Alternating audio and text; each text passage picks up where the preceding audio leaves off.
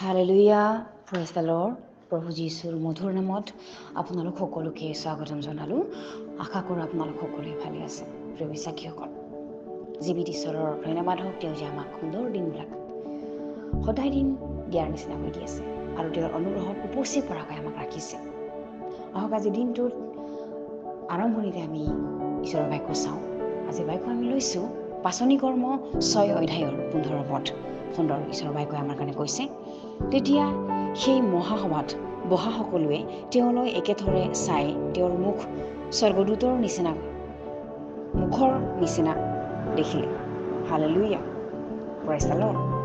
প্ৰিয় বিশ্বাসীসকল, যেতিয়া ষ্টিফানে বক্তৃতা দি আছিলে মানুহবিলাকক ঈশ্বৰৰ শক্তিৰে, ঈশ্বৰৰ অনুগ্ৰহৰ শক্তিৰে, পবিত্ৰ আত্মাত তেওঁ যেতিয়া মানুহবিলাকক বক্তৃতা দি আছিলে,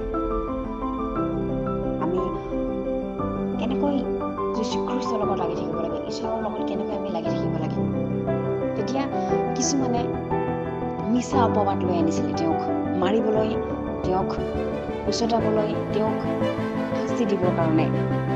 ইয়াতে বহুতো মানুহ আহিছিলে, কুৰিনিয়া, এলেকজেণ্ডাৰিয়াবিলাকো তেওঁক আহিছিলে আৰু কিলিকিয়া, এছিয়াৰ কিছুমান মানুহ উঠি আহিছিলে আৰু ষ্টিফানৰ সৈতে বাদ বিবাদ কৰিছিলে।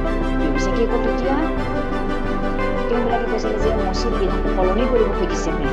মানুহবিলাকে তেওঁক মিছা অপবাদ দিছিলে আৰু এইটো কৈছিলে যে এই ঠাই যিটো নাচৰিতে যিছো তেওঁ নষ্ট কৰিব বুলি।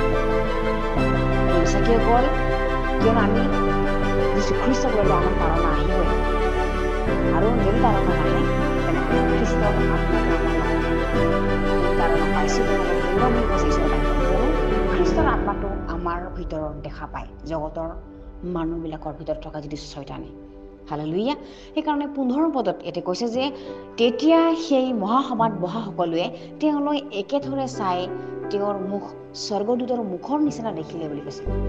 যেতিয়া তেওঁক মিছা অপবাদ দি তেওঁক নিন্দা কৰিবলৈ ধৰিলে, তেওঁক কোবাবলৈ ধৰিলে, তেতিয়া সকলোৱে ষ্টিফেনলৈ চাই একেথৰে এনেকুৱা দেখিলে যেন স্বৰ্গদূতৰ মুখহে হয়।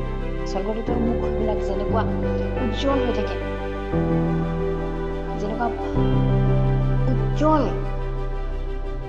পোহৰ হৈ থাকে, তেনেকুৱা ষ্টিফেনৰ মুখখন তেওঁলোকে দেখা পায়। আমি যেতিয়া আত্মাত পৰিপূৰ্ণ হয়, ঈশ্বৰৰ ইচ্ছাৰ নিচিনা হয়, আমি যদি কাৰ্য কৰিবলৈ ধৰোঁ, তেনেহ'লে আমাৰ ভিতৰত সেই সময়ত আমি নিজে নাথাকোঁ, আমাৰ ভিতৰত পবিত্ৰ আত্মা থাকে। বিশ্বাসীসকল, আৰু পবিত্ৰ আত্মা থকাৰ সময়ত যদি কাৰ্যবিলাক কৰোঁ, কাম কৰোঁ, তেতিয়া আমাৰ নিজৰ জ্ঞানেৰে, নিজৰ বুদ্ধিৰে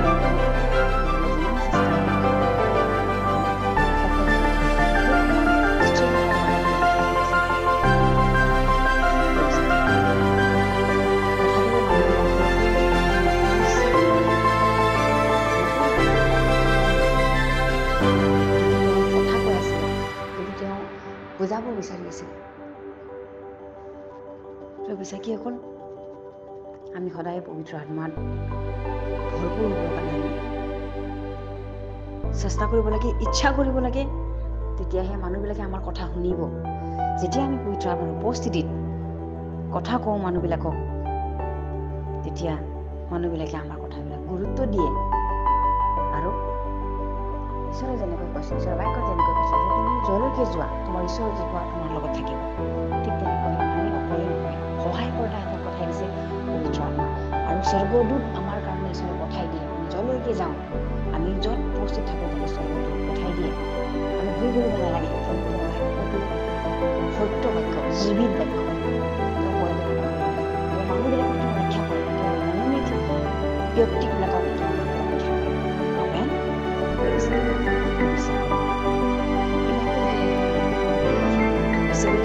আজি দিনটো যথেষ্ট পঠাই দিয়ে। যলৈকে যাওঁ, যি কাৰ্য কৰোঁ, আমাৰ মুখেৰে আমাৰ কথা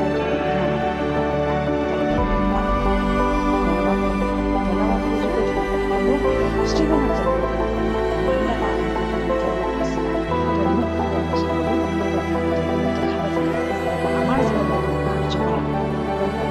ব্যৱহাৰ কৰা যিছু তোমাৰ নামটো সকলো